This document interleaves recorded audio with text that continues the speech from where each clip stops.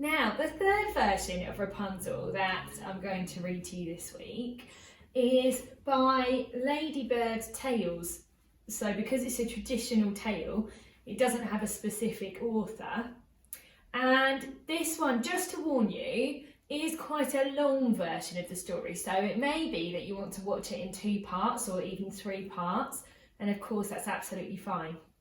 But what would be fantastic is if you could grab one of your parents or a brother or a sister and just have a chat with them about what is different in this version compared with the other 2 versions that we've heard this week, and also what's the same. And I'm sure you'll be able to come up with loads of things. Enjoy the story, and I will look forward to seeing you again tomorrow. Bye.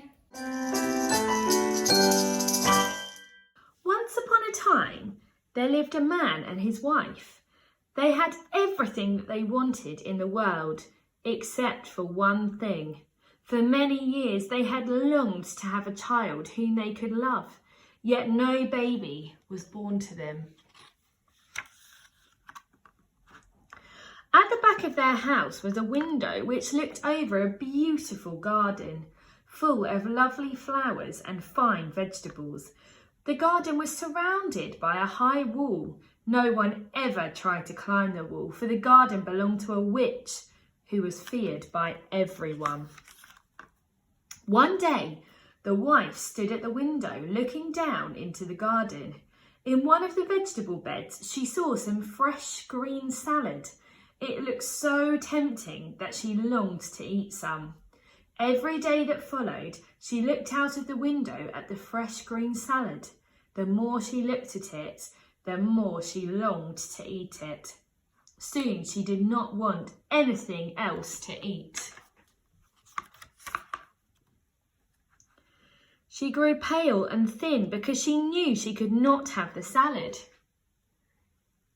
Her husband grew worried when he saw how thin she had become. "What is the matter with you, dear wife?" he asked. His wife pointed to the fresh green salad in the witch's garden. "Ah," she sighed, "if I cannot eat some of that salad, I shall surely die." "Rather than let you die," replied the man, "I shall climb into the witch's garden and bring you some salad." The man waited until twilight, then climbed over the high wall into the witch's garden. There, he quickly gathered a handful of salad and scrambled back over the wall. His wife sat down at once and ate the salad. It tasted even better than she had imagined.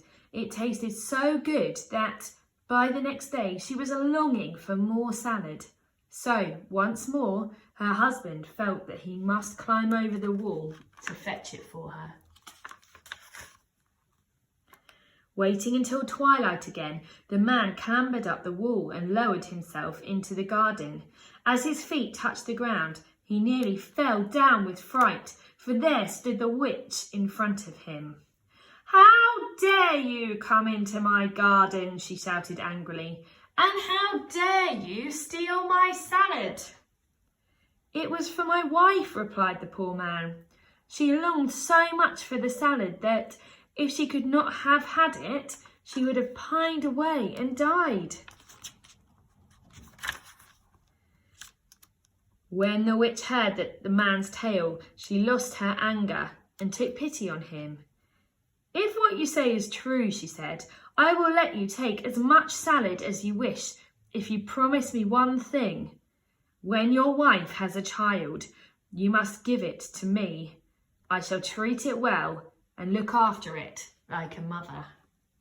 The poor man was so frightened that he agreed. Then he quickly gathered an armful of salad and ran back to his wife. Some time later, a beautiful baby girl was born to the man and his wife. That very same day, the witch appeared. She reminded the man of his promise and took the child away from her. The witch named the baby Rapunzel. As the child grew, she became the most beautiful girl in the world. When Rapunzel was 12 years old, the witch shut her up in a tower in the forest. This tower had neither a door nor a staircase, but right at the top there was one small window. When the witch came to visit Rapunzel, she stood at the foot of the tower and cried, "Rapunzel, Rapunzel, let down your hair." Rapunzel had wonderful, long, fine hair, the colour of gold. Whenever she heard the voice of the witch, she threw her long plait of hair out of the window. It was so long that it fell right to the ground. The witch would catch hold of the hair as if it were a rope.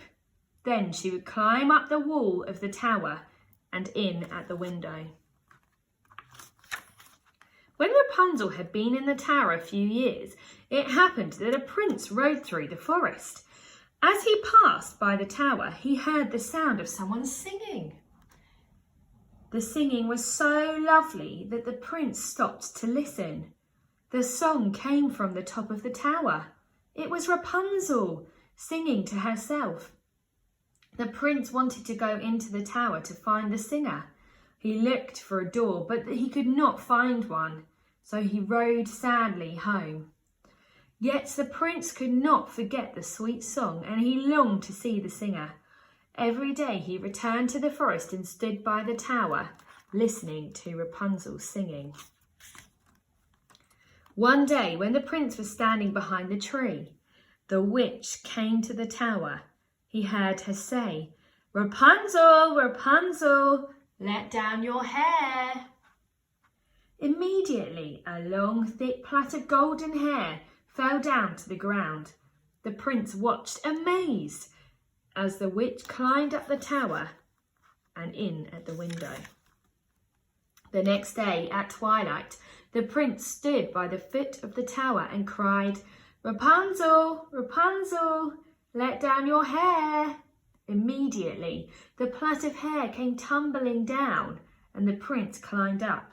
Rapunzel was surprised and rather afraid when she found that a man had climbed up to her room in the tower. As for the prince, when he saw the beauty of Rapunzel, he was overjoyed. He talked kindly to her, and she soon lost her fear. He told her how, for many months, he had stood outside the tower every day, listening to her sweet singing. So for many months, the prince visited Rapunzel every evening, as they grew to love each other. After a while, the prince asked her to marry him, and they talked of how Rapunzel could get out of the tower. At last, Rapunzel thought of a plan. "Every evening when you come to see me," she said to the prince, "bring a skin of silk. I shall weave the silk into a ladder. When it is long enough to reach the ground, I shall come down. Then you can carry me away on your horse." They agreed on this plan. Every night the prince brought a fresh skin of silk, and every day Rapunzel wove a little more of the ladder. During all this time, the witch knew nothing of the prince's visits to Rapunzel. Then, one day, after the witch had climbed up the tower by the plait of her hair, Rapunzel spoke without thinking. "How is it, good mother," she asked, "that you feel so much heavier than the prince?" "Oh, you wicked child," cried the witch. "I thought that I had separated you from all the world, but now I find that you have deceived me." In her anger, the witch seized a pair of scissors and cut off Rapunzel's beautiful hair. She then took the poor girl away to a desert and left her weeping. That same night, the witch returned to the tower. The prince arrived and cried, "Rapunzel, Rapunzel, let down your hair." The witch fastened Rapunzel's plait to a hook and threw it out of the window. The prince climbed up and found himself face to face, not with his beautiful Rapunzel, but with an angry witch. "Ah!" cried the witch, mocking him. "You have come to find your lady love, but she is gone and you will never see her again. The prince thought that Rapunzel was dead. In his sorrow, he jumped from the high window of the tower and fell to the ground. He was not killed, but his eyes were scratched by the thorns among which he fell. For some years, the poor blind prince wandered sadly through the forest. His only food was the roots and berries he found there. He did not care about anything. His only thought was that he had lost his dear Rapunzel. At last he came to the desert where Rapunzel lived in sorrow.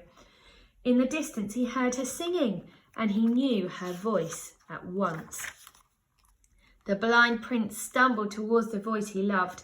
As soon as she saw him, Rapunzel knew that this poor man in rags was her prince. She ran into his arms. She was so glad to see him and so sad to find him blind that her tears quickly fell. 2 large teardrops fell upon his eyes. Immediately he could see as well as ever he had done. How happy Rapunzel and the prince were to be together again. It did not matter to them that they were in rags. They forgot the sad years behind them. Hand in hand they made their way happily through the forest to the prince's kingdom. There they were married and lived happily ever after.